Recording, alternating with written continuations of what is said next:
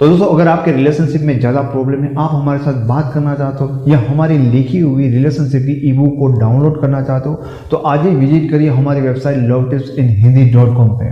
वैसे तो हम सबकी एक ख्वाहिश होती है कि भाई जो मेरा क्रश है, मेरा पार्टनर है, वो मेरा एकदम दीवाना हो, वो हमेशा मुझ में इंटरेस्टेड रहे, वो हमेशा मेरे लिए पागल रहे। पर जब आपको ये पता चल जाता है कि किसी भी एक व्यक्ति को आप अपना कैसे दीवाना बना सकते हो, ये जानने के बाद आप दुनिया के किसी भी व्यक्ति को अपना दीवाना बना सकते हो। एंड ये चीज़ सीखने के लिए आपको सिर्फ समझनी होगी थोड़ी सी ह्यूमन साइकोलॉजी, जो इस वीडियो में आपको बताऊंगा, ताकि आपको एकदम आसानी हो जाए किसी भी इंसान को अपना दीवाना बनाने। और ये आप जितना सोच रहे हो ना, उतना मुश्किल बिल्कुल भी नहीं है। हाँ, पर आपको थोड़ा सा अपना माइंड यहाँ पे ज़रूर यूज़ करना पड़ेगा। हेलो दोस्तों, मेरा नाम जोगल राजा है और मैं एक रिलेशनशिप कोच हूँ। लोग हमेशा मुझे ऐसे क्वेश्चन करते हैं कि वो अपने पार्टनर की नज़रों में हीरो कैसे बने रहे, उनका पार्टनर उनका दीवाना कैसा हो जाए। तो इस वीडियो में आपको 4 बातें बताऊंगा जिसके ऊपर आपको गौर करना है और उसको ना अपनी पर्सनैलिटी में हमेशा बना कर रखना है। सबसे पहली चीज़ कि हम इंसान का माइंड जिस चीज़ को ना पूरी तरह से समझ नहीं पाता, उसमें उलझा रहता है, उसमें उसका इंटरेस्ट ना हमेशा बना रहता है। अब यहाँ पर गलती क्या होती है कि जैसे हम रिलेशनशिप में आते, तो कुछ टाइम के बाद एक तो हम अपनी हिस्ट्री बना देते हैं। अपने पार्टनर को सब पता होता है कि कहाँ पैदा हुआ था, कहाँ पर बिगड़ा था, कहाँ पर पढ़ा था, सब कुछ। हालांकि वो नहीं पूछता, फिर भी हम उनको बताते हैं। एक्चुअल में आपको करना उल्टा होता है। जितना कोई इंसान आपको अपने बारे में बताएगा ना, वो उतना आपके ऊपर ट्रस्ट करने के लिए मजबूर हो जाएगा, क्योंकि वो आपके अपने सीक्रेट आपके साथ शेयर कर रहा है, अपनी लाइफ को आपके साथ शेयर कर रहा है, अपनी गलतियाँ, ठीक है, अपने ऐसे कांड जो उसने किसी को नहीं बताए, तो तुम्हें वो निकालना चाहे, ना कि तुम्हें वो बताना चाहे। अब एक मेरे फ्रेंड है, उनके साथ मैं बात कर रहा था, उनका कुछ एक्सपीरियंस है जो मैंने उनकी परमिशन से उनका कॉल रिकॉर्ड किया था। आप वो सुनिए वो क्या बोल रहे हैं। नहीं, जैसे कि पहले एक इंसान था तो मैं समझता था ना उसे कि हम्म। बहुत इंपॉर्टेंट है, बहुत माइंड है इसके पास और बहुत हम्म। लोगों को समझता है और बहुत कुछ मतलब समझता है। बहुत ज्यादा अंत स्मार्ट है, बेटर है, एकदम कुछ मतलब सब कुछ जितना था एकदम फेस आला दर्जे से, का। लैंग्वेज से, बॉडी लैंग्वेज से, चलने से, फिरने से, सब जगह से।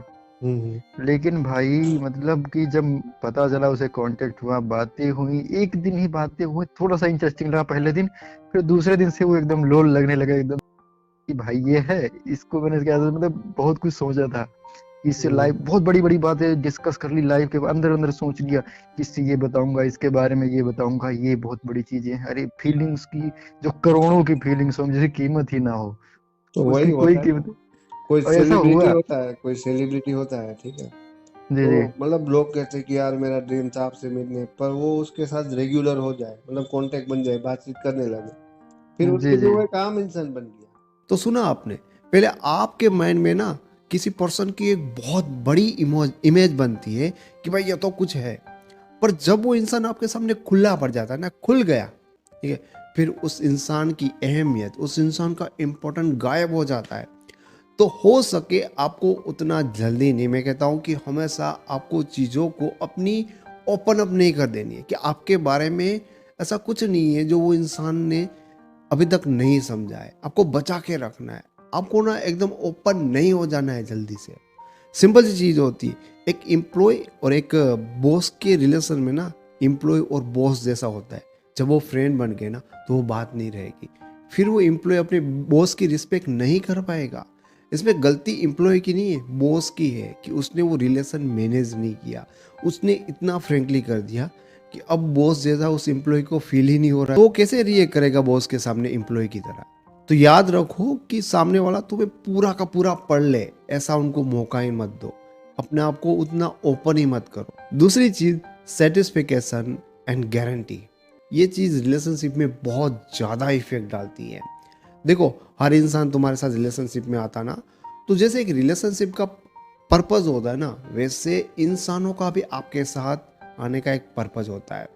कई लोगों का पर्पज होता है अकेलापन, कई लोगों का पर्पज होता है लाइफ में किसी के साथ रहकर हैप्पीनेस को पाना, किसी का पर्पज होता है कि कोई मुझे बहुत केयर करे, बहुत प्यार करे, ठीक है।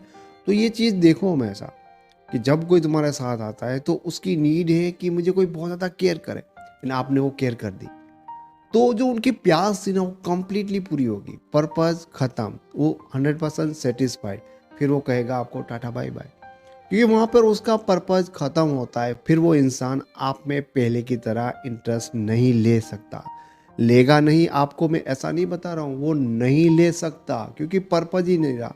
दूसरी चीज़ गारंटी, ये बहुत डेंजर वर्ड है। कभी भी सामने वालों को ये गारंटी मत दो अपने पार्टनर को कि भाई मैं तो तेरे साथ ही हूँ लाइफ टाइम, हम तो 7 जन्मों का एग्रीमेंट बना लेते।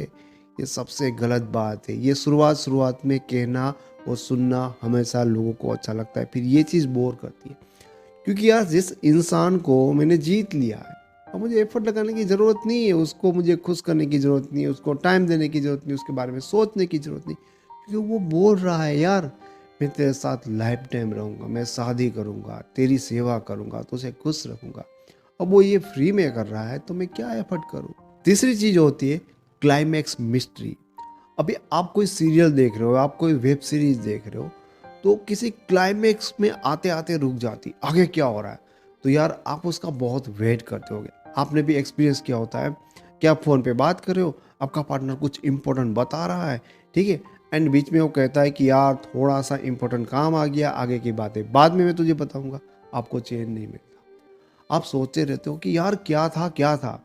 मैं आपको अपनी एक इंटरेस्टिंग स्टोरी बताता हूँ कि मैं एक जगह पर ना मैनेजर जॉब के लिए ज्वाइन किया था। तो वहाँ पे जो मेरे अंडर में 3-4 लड़के थे, मुझे बताया गया था वो बहुत ज़्यादा शैतान है, वो काम नहीं करेंगे। हालांकि मेरा जो काम था जस्ट उनको देखना था, उनसे काम करवाना था, उनके साथ बातचीत करना इतना इम्पोर्टेंट नहीं था। यानी कि कम्युनिकेशन अगर नहीं भी होता, बहुत कम होता तो भी चलता। मैंने क्या किया, 30 दिन तक उन लोगों के साथ इंट्रोडक्शन ही नहीं किया। ये दुनिया में मुश्किल चीज़ होती है कि आपका बॉस आपके साथ इंट्रोडक्शन ही नहीं करता। मैंने नहीं किया, ठीक है। वहाँ जाके आराम से लेट जाता, चेयर पे बैठ जाता। मैं जब तक नहीं होता तो काम नहीं करते, लेकिन जब तक मैं बैठता ना तो वो लोग काम ही करते। क्यों? आपको पता था?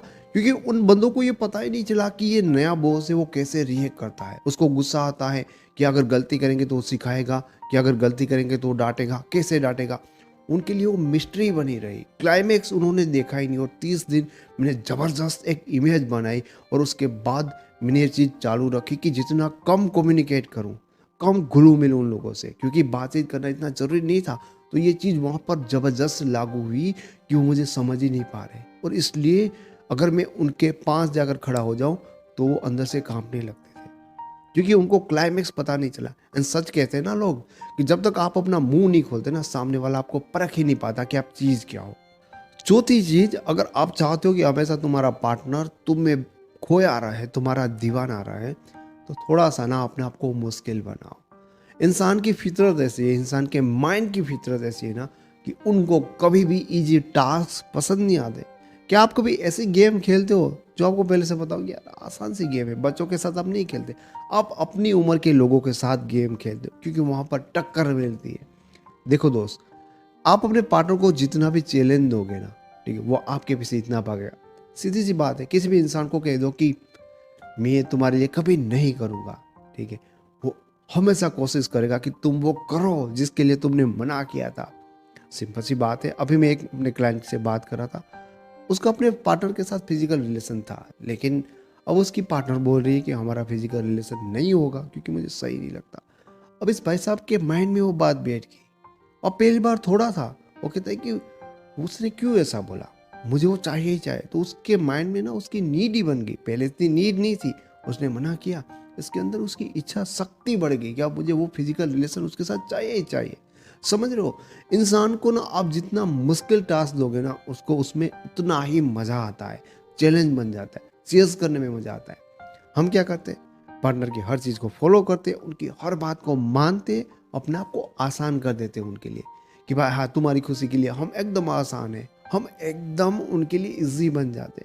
तुम्हें चैलेंज देना सीखना चाहिए कि कैसे तुम उनको जितना चैलेंज दोगे ना, उनके माइंड को मजा आएगा, उनके माइंड को लगेगा हाँ कुछ टफ मिला है, कुछ ऐसा मिला है जहाँ पे मजा आएगा इसको एक्सप्लोर करने के लिए, कि इसको अपने कंट्रोल में करके छोड़ते। तो थोड़ा सा मुश्किल भी बनना जरूरी है। दोस्तों, अगर आपके रिलेशनशिप में ज़्यादा प्रॉब्लम है, आप पर्सनली मेरे साथ बात करना चाहते हो, या आप साइकोलॉजी की बहुत सारी चीज़ें रिलेशन के बारे में सीखना चाहते हो, तो आप मेरी वेबसाइट से मेरी ई बुक को डाउनलोड कर सकते हो या मेरे साथ पर्सनली अपना फ़ोन कॉल अपॉइंटमेंट बुक कर सकते हो, जिनका लिंक आपको इस वीडियो के डिस्क्रिप्शन बॉक्स में मिल जाएगा। Thank you so much.